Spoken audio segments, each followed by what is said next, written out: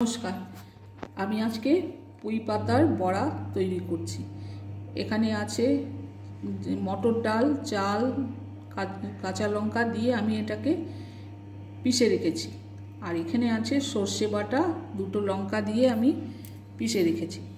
হ্যাঁ, আর এই হচ্ছে পুঁই পাতা।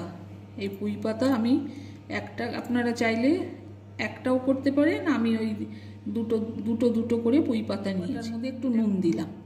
আর এই যে ব্যাটারটা তৈরি করেছিলাম এর মধ্যেও একটু নুন দিলাম।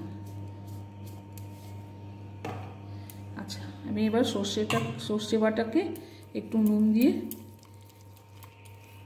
মিক্সড করে নিলাম, মানে মিশিয়ে নিলাম আর কি। তারপরে এই বাটাটাকে আমি এই পুঁই পাতা দুটো করে নিয়েছি, এর মধ্যে আমি পুরো অল্প অল্প করে লাগিয়ে দিচ্ছি।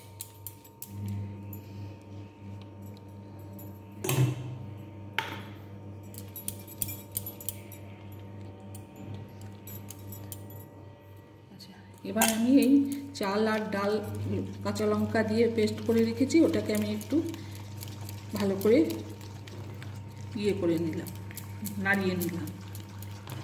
তারপরে এই যে পুঁই পাতা আমি যে সর্ষে লাগিয়ে রেখেছিলাম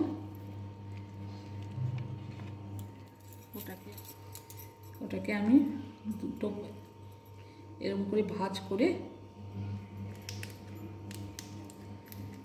ব্যাটারে ডুবিয়ে রাখলাম।